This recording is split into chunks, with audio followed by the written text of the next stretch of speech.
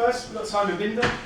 Simon's been part of the EUC industry for a number of years. We've met up many a time at various events. So it's always good to see a title of 5 mistakes that will ruin your EUC project, because 5's about... Five's probably the minimum you'll see, I think, in probably usually 100 mistakes that will ruin it. So, Simon, on to you. You've got 15 minutes. Thank you very much. And since we are needing to catch up, I'm done with my session. Thank you. Well done. Applause within 5 seconds. That's always something. Really glad to be back here. The former Citrix user group are actually where I started my EUC journey many years ago in London. So I'm very happy to be back here. It's always fun to meet the UK community. It's something that I enjoy doing. And the UK is my favorite country on planet Earth after Sweden, of course. So very happy to be back. And today we'll talk about 5 mistakes. And like Nigel said, there are probably hundreds of other mistakes you can do to ruin an EUC project. But there are 5 that I would like to highlight, mostly because they are technical. And I tend to find, and we'll talk about it later on, that it's rarely technology that makes us fail when doing projects. So today, I will give you insights into things that you might not have thought of that will ruin any good EUC project, independent on how good you are at your job. We'll talk about what's beyond this session. How can you go out and do things better the next time you do an EUC project? And finally, we'll talk about technology and why sometimes we trip over technology in our desire to do good. And that's one of the things that I find often ruins good projects, independent on how good you are at your job. For the ones that haven't met me before, my name is Simon. I'm newly employed at Advania Sweden. I just visited my UK colleagues. Anyone from Advania UK here? No. We are apparently like 4,500 people in the UK nowadays, so looking forward to meeting more of them. I work as a governance lead at a business area within Advania Sweden called Knowledge Factory. I'm a dual MVP within both Intune and Virtual Desktop. I'm a newly awarded Nerdio Value Professional, or NVP, Non-Viable Product. Also works well, very descriptive of me. Certified trainer and a bunch of other things. You can find me on Blue Sky, you can also find me on Twitter still. It will never be named X. And please, if there's anything, because I'm doing a session later on today as well, if there are any questions or comments that you have after these sessions, please feel free to reach out in any channel you prefer. So the first thing that will ruin a EUC project is communication, or rather the lack of communication. Because I do know that a lot of us think that what we do is incredibly complicated, it's hard to do, it's incredibly complicated to learn, no one ever understands what we're saying and so on, and therefore, at least that's what we tell our managers when we want an increase in salary, because we couldn't get more money for something that was simple. But that also means that we fail in communicating with the business, with our users. And that, to me, is something that will ensure that you have an uphill battle all along. Because if you don't tell your business, your users, what you're doing and why you're doing it, why would they care? And it doesn't matter if you think that you are telling them everything they need to know, because do you really care if they understand? Unfortunately, in many projects, I find that you have a communication strategy, and the communication strategy is overwhelming people with information. But do you ever follow up and understand or see that they have understood what you're saying? Communication is ensuring that your message gets through. And it's not the recipient that is responsible for the understanding. It's you that need to adapt to wherever you are speaking to so that they understand. And like we heard in the previous session, you might need to tell them 7 times before they actually listen. And this goes for both users, but also to your stakeholders. If something is going wrong in a project and you don't tell them that, or don't explain why or what you need to make it successful, there's no way that you will make it successful if it's already going downhill. The second thing that usually fails is responsibility. and most likely the lack of responsibility. So if we don't feel that something is our problem, or we don't inform people that, hey, we have a prerequisites within your team that we need assistance with, we will certainly fail.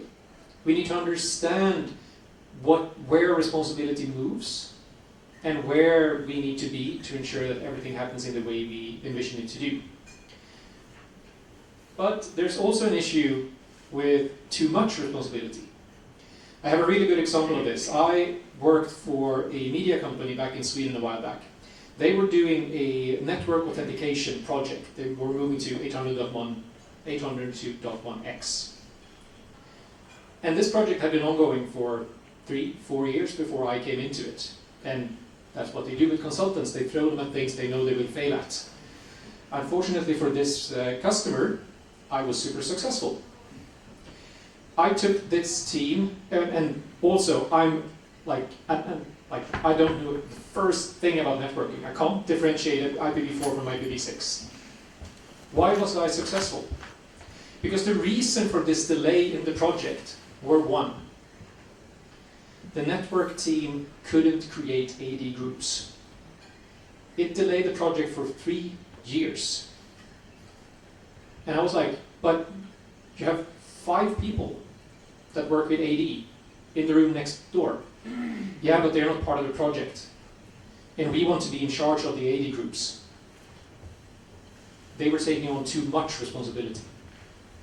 So if we are in a situation where we feel that we are not moving ahead, and it's due to us doing too much instead of letting our colleagues do what they're supposed to do, that's a certain way of failing a project. Before I go to the next slide, are there any project managers in the room? One. So before I go to the next slide, have patience. Because the third thing that most certainly will ruin an EUC project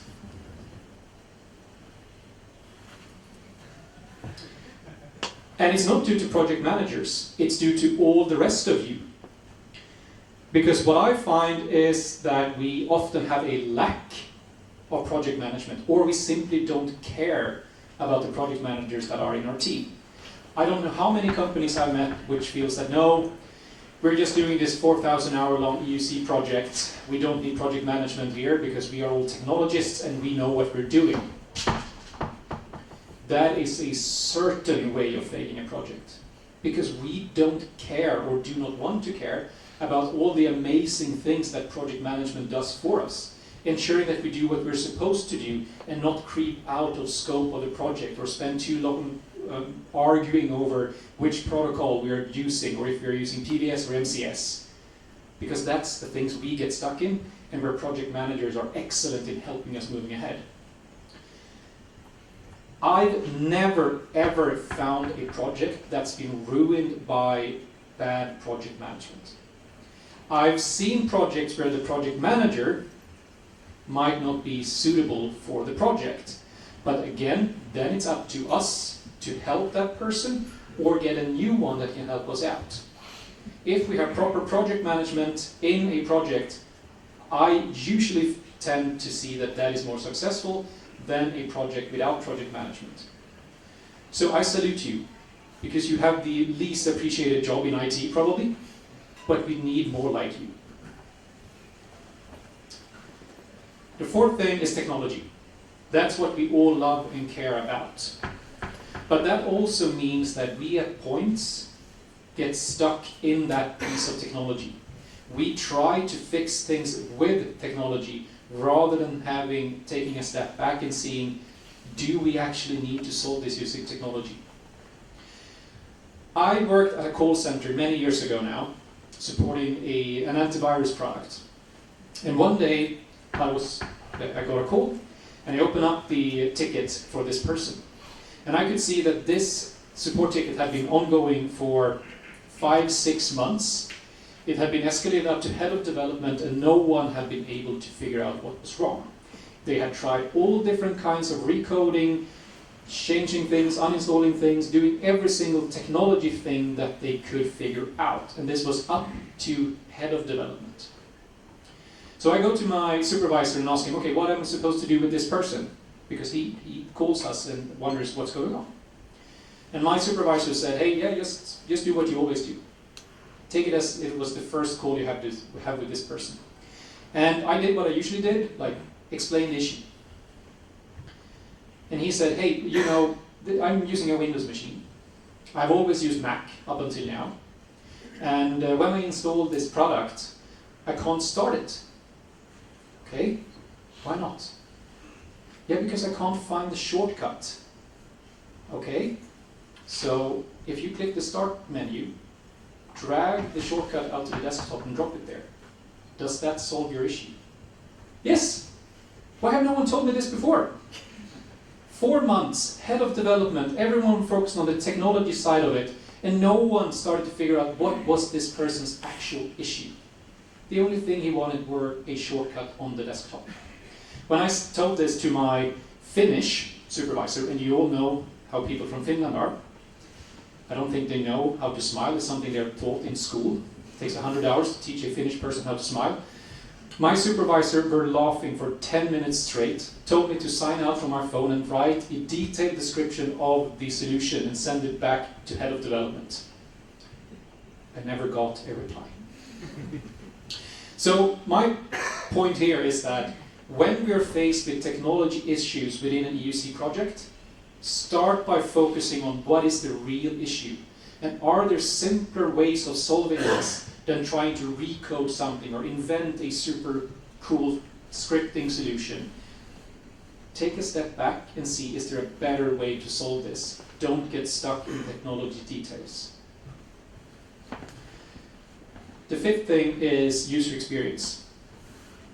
How many of you care about user experience? If you are not raising your hand, I think we have an issue there. So some of you might think that, hey, what I do isn't really something that the users will ever understand or experience.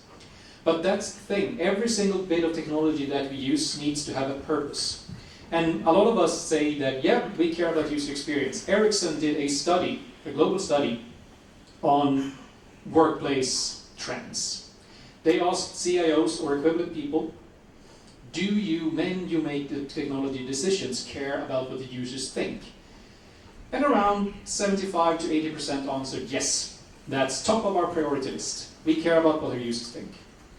The next question they were given were, when you have done your technology decisions, how do you prioritize what the users think? In Sweden, that's the lowest priority. So when faced with the question, do you care about user experience? Everyone says yes. When they actually make decisions, they couldn't care less about their users. And that is something that definitely will make a company go bankrupt very, very fast. Because people today do care if they have an influence on the tools that they are using. So when we create an EUC project, we need to be honest to ourselves. Do we really care about user experience and invest in speaking to people? I've met IT organizations that have felt that when I come out and say, hey, let's do a workshop with your users. No. They are mean to us. They only call when something is broken. Yes, that's called a service desk. But when they speak to them, they actually realize that they like IT. So do care for real. If you don't, you will fail. This wasn't very uplifting, sorry to say it, but now you're more prepared than ever to go out and do more successful projects. We have an IT project manager over here, speak to him. But do ensure that you put more time into planning the project beforehand. Instead of doing 80% technology and implementation, which always will run over time, do 80% preparation and architecture, and then 20% of your actual craftsmanship. Collaborate with your teams within your organization. You don't have to do everything yourself. And ensure to communicate and ensure that whatever you're trying to communicate actually is understandable for the persons you're trying to reach. Because in the end of the day, the only thing I know that successful EUC projects are projects where all of you are involved. You are the key to success, and now you're more prepared than ever before. Thank you so much. I will be back in a few hours talking about Windows 365. Thank you for being here and not in Ben's session. Thank you.